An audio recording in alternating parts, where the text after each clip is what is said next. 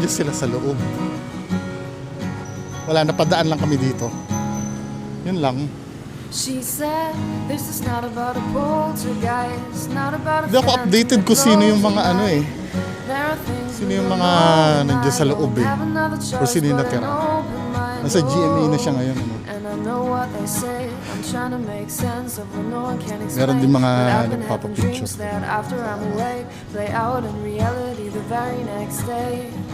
Okay lang. So I play along, I nod my head when they say I'm wrong, but each night falls and away I run on the other side till the daylight comes.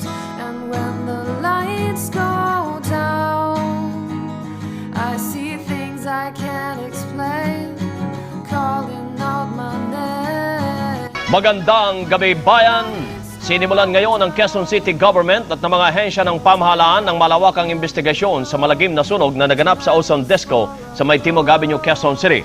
Ayon sa pangunang investigasyon, sumobra sa kapasidad o bilang ng tao ang nasa loob ng disco nang maganap ang sunog, bukod pa sa posibleng overload sa mga linya ng kuryente. Apat na investigating team ang binuo ng Bureau of Fire Protection na magsisiyasat sa insidente. Hanggang ngayon hindi pa maliwanag kung ano ang sanhi ng sunog at kung mayroong paglabag ang mga may-ari ng disco house. Bukod sa overload sa kuryente, mahigit 300 katao ang laman ng disco. Ayon sa Structural Master Plan ng Ozone Disco Club, ito ay may kapasidad na 50 hanggang 100 katao. Subalit hindi nangangahulog ang sagot ito ng mga may-ari. Ang isang disco ay inaasahang magiging mataong lugar.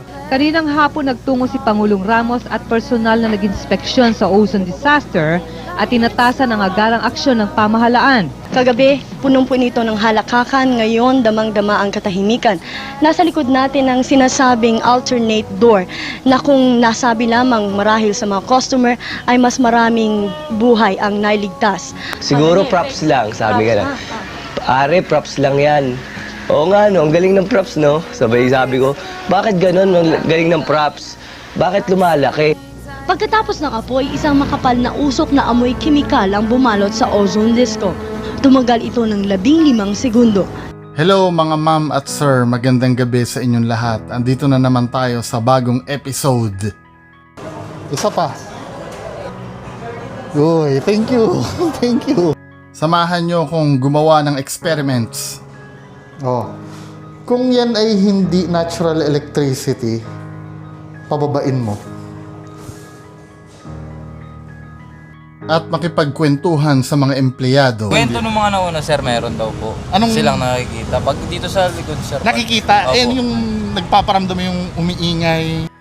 Samahan nyo akong mag-imbestiga at alamin kung may natitira pang kababalaghan or kahit anong bagay na bakas ng ozone disco sa lugar na to.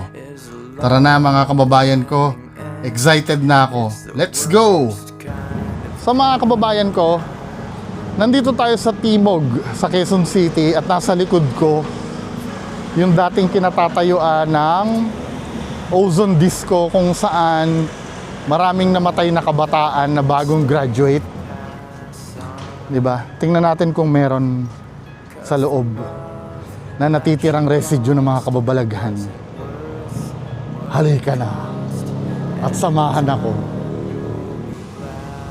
So, nandito tayo ngayon sa dating ozone disco.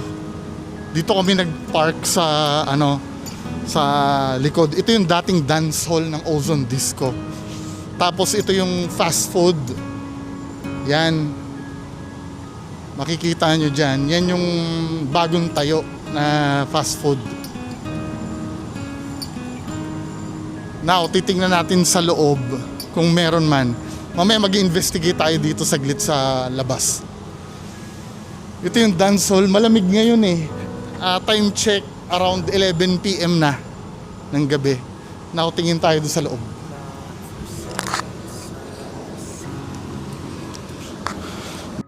Actually, excited din naman talaga akong pumunta dito, hindi lang dun sa investigation, kundi dun sa mga pagkain na binibenta dito. Ang mga pagkain na binibenta dito, mga kababayan ko, alam niyo mga common Filipino comfort food katulad ng lugaw, may mga silog din silang binibenta dito at sari-saring mga Pinoy dishes. As you can see, medyo swerte ng konti kasi walang masyadong maraming tao. I don't know if it's gabi lang siguro or talagang tamang-tama lang yung pagpunta ko. So ayan, may gwardiya na super galang at super bait. Andyan din yung mga crew nila na attentive na hindi masusungit. So ito na, pipili na ako ng pwedeng ma-order. Hindi ko nga alam kung ano o-orderin ko eh. Pero sinubukan ko yung goto nila. Yung goto nila 100 plus yata. So far, wala namang out of the ordinary dito sa loob. Marami namang kumakain. Tingnan natin mamaya kung anong meron. Pilitin natin tanong sa mga nandito. Mamaya mag-a-attempt tayo doon sa CR after kumain. Titingnan natin. Kasi sabi ni Sir Ed daw, kadalasan sa CR daw nagtatago mga entity. Kasi pag binibless daw, kaya nga pati sa pag-iinsenso, ang procedure daw dapat nag-start sa CR. Hindi nagpaparamdam? Wala naman. Pero sa loob wala. So ayun, nag-i-start na ako magtanong-tanong sa mga nagtatrabaho doon. Pero medyo nahihiya pa sila mag-open up. So yan, na-ask ko yung staff. Wala naman daw. Wala namang out of the ordinary. O ito, bifera. Yung serving ng nila, ng goto. Punong-puno talaga. Itong problem pag nakamask ako, hindi ako makakain ng maayos sa harap ng camera. Pero feedbackan ko kayo. Ito yung... To be fair naman, na-enjoy ko naman yung in-order ko. Kasi nga, palaging yan ang kinakain ko eh. Unang-una, pinakamura. Pangalawa, dyan ako sanay, madalian kasing i-digest ang lugaw. Pero na-enjoy ko yung goto nila. Hindi siya katulad nung iba na ubod ng mahal na napaka-konti ng serving. Dito talaga kung makikita nyo, overload talaga yung lugaw niya. Hindi lang basta goto yung nandun sa loob, kundi meron pa siya nung parang yung may mga chips na hindi ko alam kung ano yun. Sa sobrang enjoy sa food, nakalimutan ko na nga nag-ghost hunting ang pinunta ko.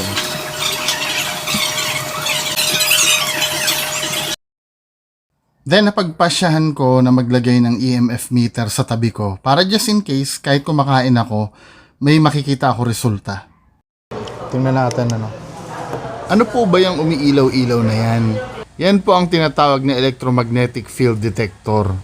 Ginagamit po yan para makapag-detect ng electromagnetic field. Naniniwala lang ang mga ghost hunters na ang multo ay gawa sa electromagnetic field, kaya nila ito ginagamit.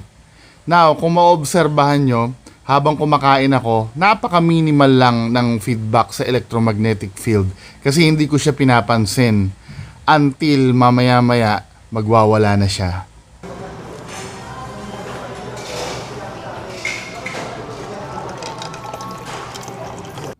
So nag-i-start na siyang pumalo. Forward lang natin ng konti.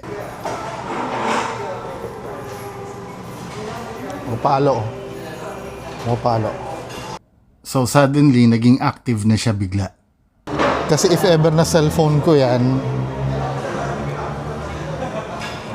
ano mo nga, if nandito ka, papaluin mo nga, on cue.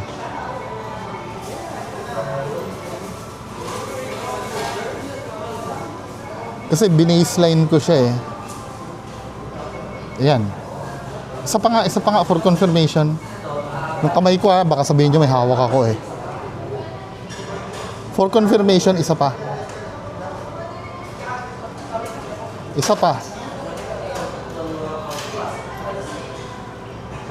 Uy, thank you. Thank you. Ilan kayo dito? Wala akong dinideklarang paranormal ha. Ilan kayo dito? Ilan kayong nandito? Marami? Marami or konti na lang kayo? Kasi maingay yung lugar, di ba? Sige nga, papaluin nyo nga uli. Isa na lang, isa na lang. Isa na lang, please. Lalayo ako.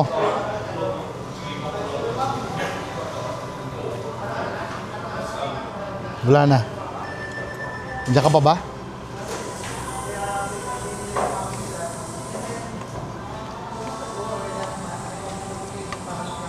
Hoy.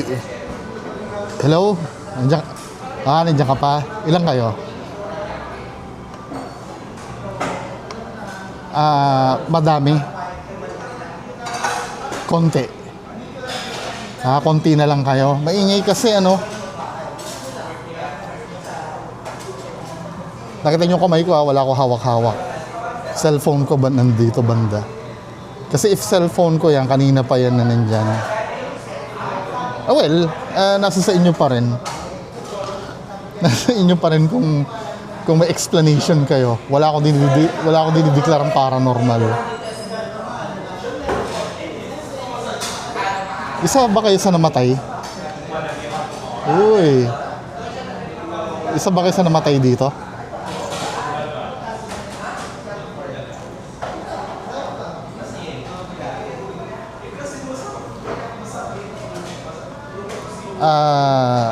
So matagal na kayo dito sa lugar na to?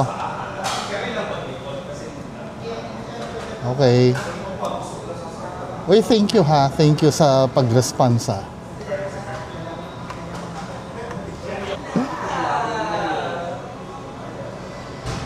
Friend na ba tayo? Okay, thank you. Pero I don't know, baka mamaya sa static electricity lang or ano. Pero on cue Tamo, hindi ko siya kakausapin ha. Hindi siya sasagot. Pero kung nandyan ka, tunog ka. Ay, patulugin. Thank you. Sumasagot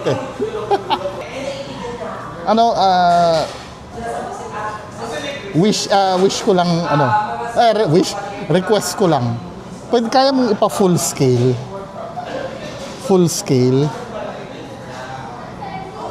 Yung pinaka full scale. Full. Hindi kaya? Paki-full. May mga kuryente dito, hindi ka pwede humigop. At ipa-full mo. Hello? Wala na. So tingnan natin mamaya or do sa CR mamaya. Kasi nung nag-usap kami dalawa ni Sir Ed, sa CR daw kasi pwedeng doon nagtatago O tama, di ba? Sumasagot siya Kasi pagka nag-iinsenso ka daw or nagpapabless ng bahay, ang pagkakamali ng iba, hinuhuli nila sa CR. Kaya doon nagpupuntahan sa CR. O tama. Dito, sa CR to. Punta ako dyan sa loob mamaya ha. Okay, thank you. So ayun, itinigil ko na muna yung paggamit sa EMF. Kasi pupunta ako sa CR. At doon tingnan natin kung anong meron doon. Ginawa na rin ng ibang vlogger to So nandito ako sa CR ngayon. Mabilisan lang tayo ha. Kasi baka may mag-CR Dito nga tayo makipag-communicate. Sa CR ito ng Ozone Disco. Na ngayon, fast food restaurant na.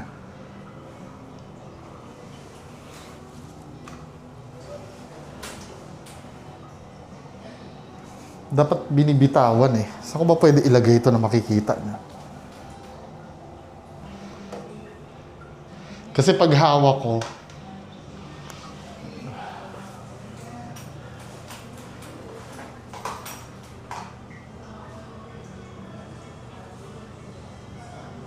nagpo-full scale. Uy. Sa bakal ba yan? Dito lakas Pero feeling ko bakal. May electricity ba yung bakal? Oh. Kung yan ay hindi natural electricity, pababain mo.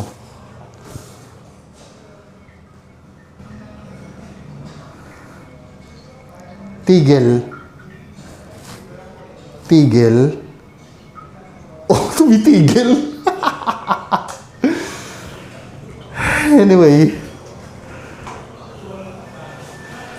Ganun lang kabilis ang investigation. Baka mamaya may nag-aabang na sa babae. Ay, sa labas. Sa baba. So, ayun ano. Wala naman masyado nakakatakot. Tingnan na lang natin kung nasa sa inyo pa rin yun kung yung resulta. Kasi ako pinatigil ko. Nakita kaya sa camera yon, tumigil yung pagpalo eh. Well, hindi pa rin ako magdideklara ng paranormal. So, tapos na akong kumain. Nakita nyo naman, no? Nagsagawa ako ng konting experiment dito. Well, kayo pa rin naman magde-decide kung paranormal yun. Pero kita nyo naman, sumasagot.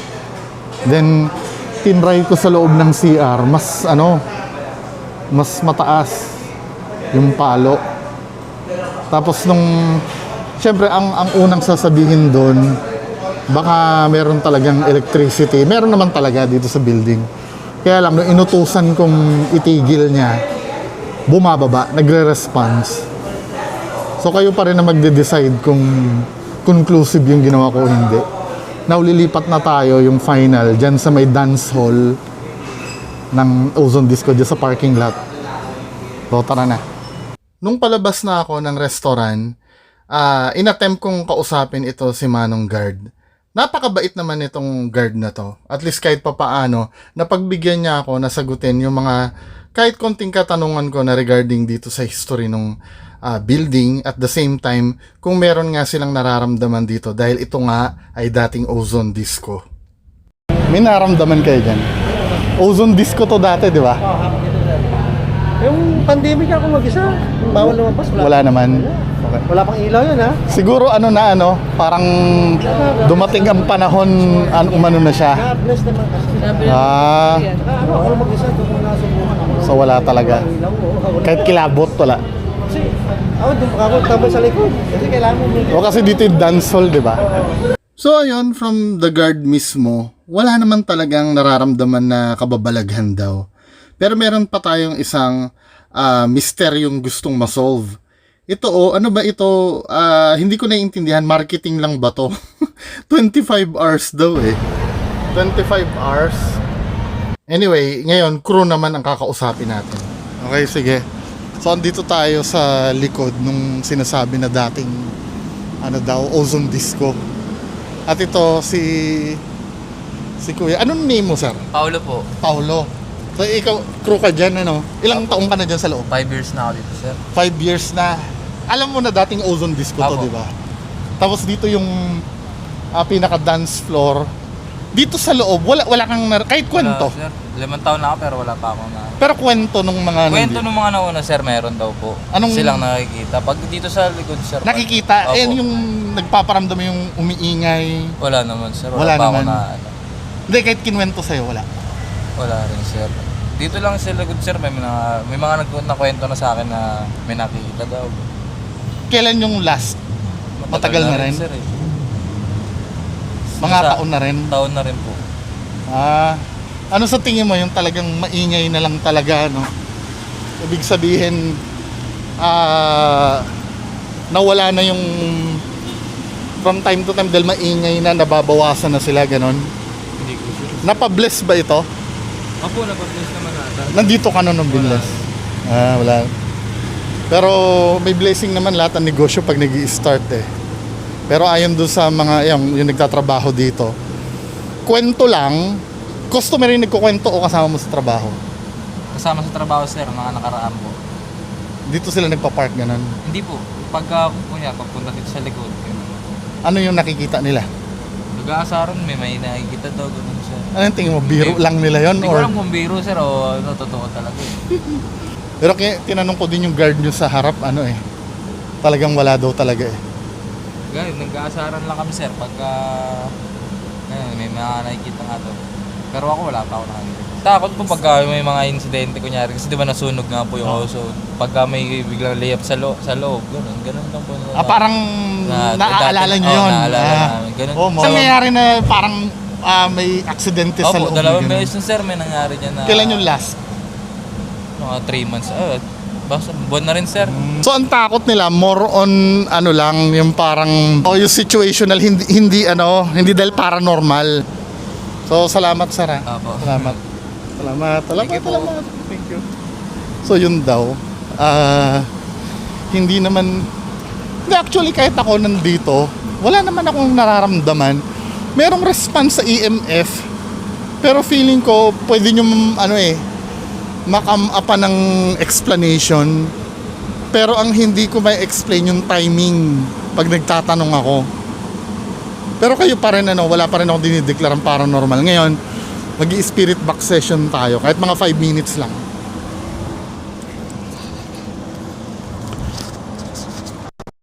Ito, magta-try tayo. Dito yung dance floor ng Ozone Disco. Mahangin pa malamig.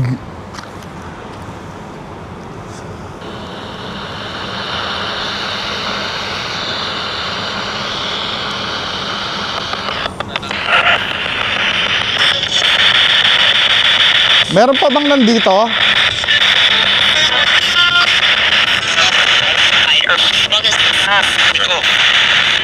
Ilan kayo nandito?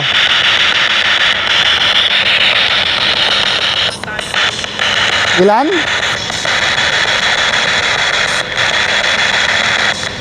Kahit sino, hi or hello lang. Dalawa. Sabi niya dalawa. Anong pangalan mo? Ano? Kayo ba yung Kayo ba yung biktima?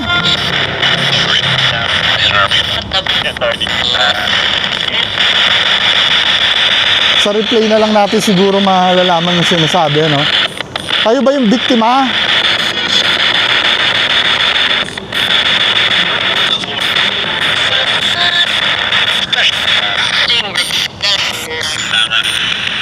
Ilan kayo? Ilan kayo nandito?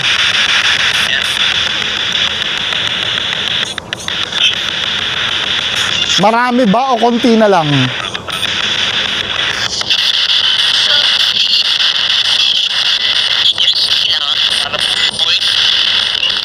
May boses pero di ko ma-made up Aalis na kami Maraming salamat.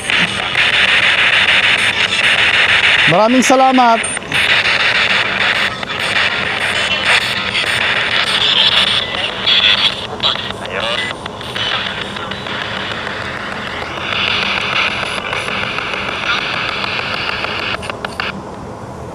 So, sa replay na lang siguro titingnan natin kung may response yung spirit box session.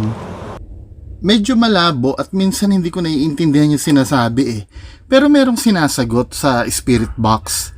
Pero tingnan natin kung magre-respond sila sa EMF detector. Naglagay ako dito para just in case doble yung result.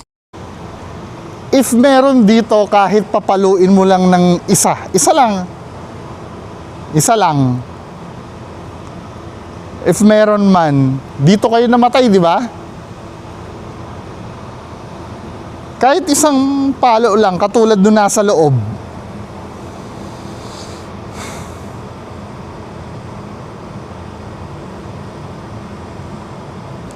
Kahit isang palo lang dito sa labas. Kasi yung yung spirit box kasi ang ingay talaga dito Hindi naman masyado maingay, kaya lang hindi na siya peaceful. Hindi na siya yung pwedeng yung mag-ghost hunting ka na na yung tahimik katulad ng ibang pinupuntahan. Ito kasi na-develop na itong lugar. Pero ito mismo yung yung mismong lugar na nandoon yung dance floor. Dito, just imagine, dito yung may mga nag-stampede na mga namatay nun. Marami rin yun 'di ba? Ngayon, bibigyan kita ng pagkakataon kahit konti lang, kahit konti. Kahit konti lang, isang palo lang, maligaya na ako. Kahit isang palo lang. So wala talaga, no. Supposed to be dapat sa area na to yung pinaka malupit magparamdam dahil dito yung pinaka dance floor. Andyan din nakalagay yung booth ng DJ na kung mapapanood nyo sa mga news nung araw na dito talaga maraming namatay. Karamihan sa kanila na suffocate at yung iba na papalabas ay hindi makalabas kasi na-trap sila doon sa loob. So, ganun talaga. Wala. Wala talaga. So, maraming salamat. So, yun lang, no. At least kahit papaano, napuntahan natin tong isa sa pinakasikat na lugar kung saan maraming nabawian ng buhay na nasa history ng pinaka-deadly na sunog sa buong Pilipinas. Kasi napapanood ko yung balita dati, maraming katawan talaga na inaano dito, na hinahakot eh. Kasi namatay sila dahil nag-stampede sila, di ba, doon sa fire exit na hindi bumukas. Kasi ang pagbukas ng fire exit, paloob eh, palabas sila lahat. Anyway, yun lang. Maraming salamat. Bye-bye.